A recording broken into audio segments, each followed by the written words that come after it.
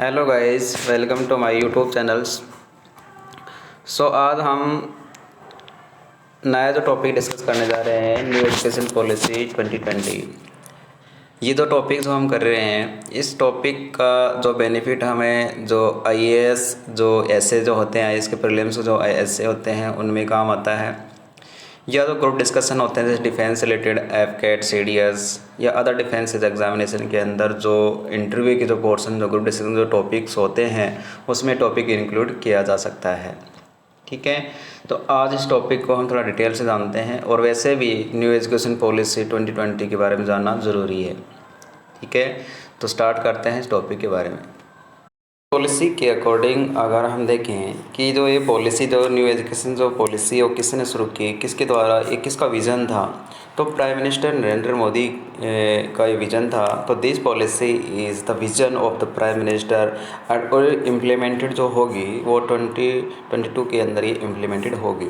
वैसे देखा जाए तो ये 2020 के जुलाई 29 को ये शुरू की गई थी। 20 जुलाई 2020 के अंदर ही इनॉग्रेट की गई थी ये पॉलिसी, और इसको जो स्टार्ट करने का जो इम्प्लीमेंट करने का जो डेट है वो 2022 है। और जो मतलब ये प्रोजेक्ट जो चलेगा, जो ये पॉलिसी जो चलेगी, इसका ब्रेसअप जो होगा इस पॉलिसी का वो 2030 तक ये चलेगा। तो ये कई फेज़ों में ये कंडक्ट होगी और इसके अकॉर्डिंग इस पॉलिसी को इम्प्लीमेंट किया जाएगा 2 और 3 फेजेस के अंदर। देन द नेक्स्ट जो हमारा जो पॉइंट बनता है वो ये बनता है कि जो ये पॉलिसी है मोदी जी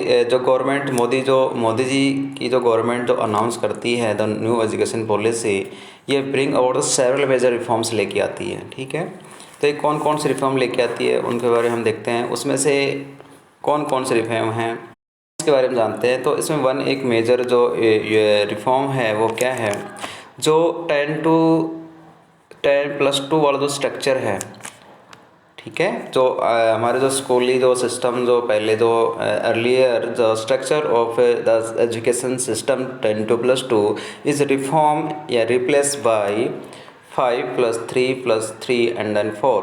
ये स्ट्रक्चर में इसको डिवाइड कर दिया गया। अब इसका मतलब क्या हुआ, यानी कि इसमें ये हुआ कि जो हमारे पास 5, 3, 3 एंड 4 ये एकेडमिक सेशन है, ये 4 पोर्शन में ये कंडक्ट हो रही है। जैसे कि इसमें जो पहले जो 12 ईयर होंगे, जो सॉरी लास्ट के जो 12 जो ईयर होंगे वो हमारे पास स्कूलिंग ईयर होंगे। ठीक है, एंड देन जो हमारे 3 जो ईयर होंगे वो आंगनवाड़ी और जो प्री स्कूलिंग जो एकेडमिक नॉलेज स्टूडेंटों को दिया जाएगा। ठीक है, मतलब कहने मतलब ये टोटल हमारे पास ये 15 ईयर हो रही हैं। ठीक है, एंड देन 15 ईयर्स में क्या होगा कि जो 12 जो ईयर है वो हमारी स्कूलिंग ईयर होगी, और उसके जो स्टार्टिंग वाले जो 3 जो ईयर हैं वो हमारी आंगनवाड़ी और प्री स्कूलिंग ईयर का स्ट्रक्चर में ये रिफॉर्म किया गया है। और रिफॉर्म लेके आए हैं इस पॉलिसी में कि इसमें जो मेजर जो हाईलाइट है नेशनल एजुकेशन पॉलिसी के अंदर, जो स्कूलिंग जो ईयर है स्टूडेंट की, बच्चे की है ना, चाइल्ड की, उसका जो एज ग्रुप है वो 3 ईयर से स्टार्ट होगा। ठीक है, कहने का मतलब ये हुआ कि वो 3 ईयर्स का जो बच्चा है, चाइल्ड है, वो एकेडमिक शिक्षा लेना शुरू कर सकता है। ठीक है, एंड देन इसमें एक और रिफॉर्म लेके आए हैं।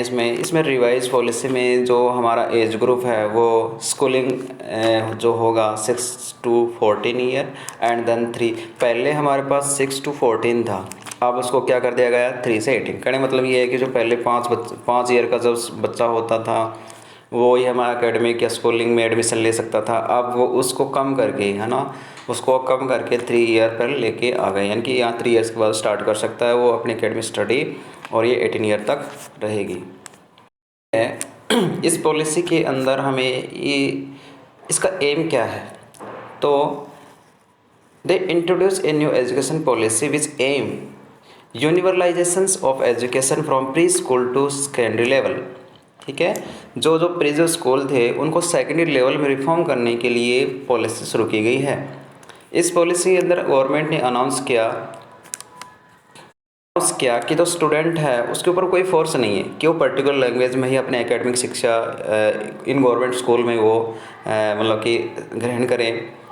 इट्स नॉट ए प्रेशर, ये एक स्पेसिफिक यानी कि ऑप्शनल लैंग्वेज में इसको अपनी जो लोकल जो रीजनल जो लैंग्वेज है उसमें एकेडमिक शिक्षा वो ले सकता है। तो ये एक मेजर रिफॉर्म है एजुकेशन का, सॉरी लैंग्वेज का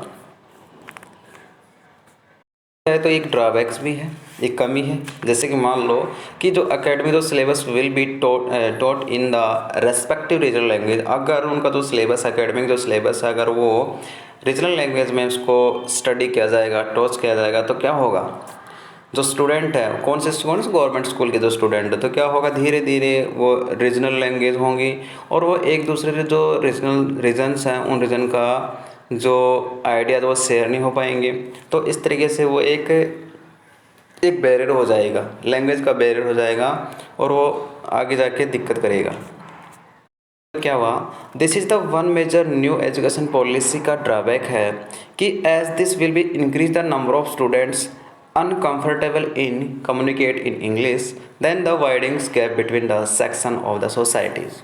ठीक है, कहने मतलब यह कि जो इनका इंग्लिश का कन्वर्सेशन जब नहीं होगा, ठीक है, वो अपना जो आइडियाज़ है वो शेयर नहीं कर पाएंगे, तो इनकी गैप हो जाएगा सोसाइटीज़ के अंदर। अगर रीजनल लैंग्वेज होंगी तो ये होगा, ये इसका ड्रॉबैक है। पॉलिसी को इन्होंने 3 टाइप्स में डिवाइड किया गया है। पहला formal, informal and non formal. ठीक है, तो इसका थोड़ा और देखते हैं इसमें फॉर्मल, इनफॉर्मल, नॉन फॉर्मल में क्या क्या डिफरेंस है। ठीक है, और वैसे तो हम पहले ही बता चुके हैं इस चीज़ को। जो हमारे जो 15 जो ईयर है, 3 ईयर को आंगनवाड़ी और उसके जो प्री स्कूलिंग जो एजुकेशन जो नॉलेज होती है वो दिया जाता है। उसके बाद में जो 3 के बाद यानी कि 6 से 18, ठीक है, 6 से जो 18 जो होगा उसमें क्या होगा, स्कूलिंग एकेडमिक नॉलेज दिया जाएगा। अब हम थोड़ा आगे बढ़ते हैं इसके अंदर कि इससे और क्या बेनिफिट होंगे। क्या होगा, it will help the student to develop scientific from young age. जो साइंटिफिक जो टेम्पर जो होते हैं वो उनका यंग एज में उनको मिल जाएगी। और जो न्यू एजुकेशन पॉलिसी का जो मेन जो एम है, to make it the easier to set up the new quality of higher education institute which will be at the global standard. ठीक है, कहने का मतलब ये है कि जो हमारे जितने भी जो अदर कंट्रीज़ हैं उनकी जो एकेडमिक जो लेवल जो नॉलेज है वो उनके लेवल के बराबर हो जाएगी। ठीक है, थोड़ा कॉन्स्टिट्यूशंस पॉइंट ये है कि कुछ एक क्वेश्चन मान के चलो आप कि अगर न्यू एजुकेशन पॉलिसी जब शुरू यानी कि जब लगाई जाएगी, इम्प्लीमेंटेड हो चुकी है, तो क्या 10th और 12th का जो हम बोलते हैं कि जो बोर्ड जो एग्ज़ाम है क्या वो कंटिन्यू रहेंगे या नहीं रहेंगे, तो ये इसमें कंटिन्यू रहेंगे। ठीक है, इसमें कोई इशू नहीं है। And it is promote regulate education, और इसमें ना ये होने के बाद इसमें प्रमोट और regulate education in India. The policy cover the elementary education to higher education in both rural और अर्बन इंडिया। ठीक है, तो ये एक बेनिफिट ही है। ठीक है, यानी कि जो एजुकेशन उसको प्रमोट करने के लिए, उसको रेगुलेट करने के लिए ऐसा कदम लिया गया है। ठीक है, ये पॉलिसी शुरू की गई है। ये थोड़ा सा मैंने एक्स्ट्रा ऐड किया गया है कि एट मॉडर्न टाइम यानी कि कुछ ऐसे केसेस न्यूज़पेपर में देखने को मिलते हैं कि आज भी जो रूरल जो एरियाज़ होते हैं या अप्रोक्सीमेटली अर्बन जो एरियाज़ होते हैं उसके अंदर कुछ हमारे और बाउंड्रीज़ अभी लगाई गई हैं एजुकेशन के डिपार्टमेंट। कैसे, आज मतलब कि एक तरीके से डिवाइडेशन हो गया कि गर्ल्स बॉयज़ में, यानी कि गर्ल्स स्टडी नहीं कर सकती, वो दूर नहीं जा सकती एकेडमिक शिक्षा के लिए, या अर्बन एरियाज़ के अंदर कॉलेज या स्कूल दूर होने की वजह से उनको गर्ल्स को यानी कि उसमें एडमिशन नहीं देना, यानी कि स्टडी नहीं करवाना, ये वाले फंडे चलते रहते हैं। तो उनके लिए हैं कि अगर गर्ल्स को आप स्टडी नहीं कराओगे तो क्या होगा। देखो, girls have right to the same right, यानी कि गर्ल्स का उतना ही राइट है जितना कि बॉयज़ का है।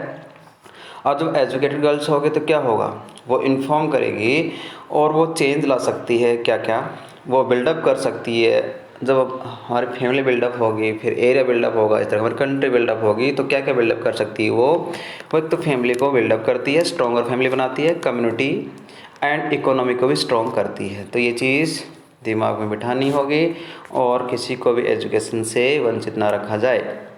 ठीक है, तो ये हमारा टॉपिक न्यू एजुकेशन पॉलिसी से रिलेटेड हमने जितने भी पॉइंट थे वो हमने डिस्कस किए। अगर किसी भी पॉइंट से रिलेटेड या किसी सेंटेंस में या और कोई प्रॉब्लम हो तो कमेंट बॉक्स में आप उस क्वेश्चन को या क्वेरी को आप दे सकते हो, उसका आंसर आपको वहीं मिल जाएगा। तो आज के लिए इतना ही काफ़ी। Good bye, take care.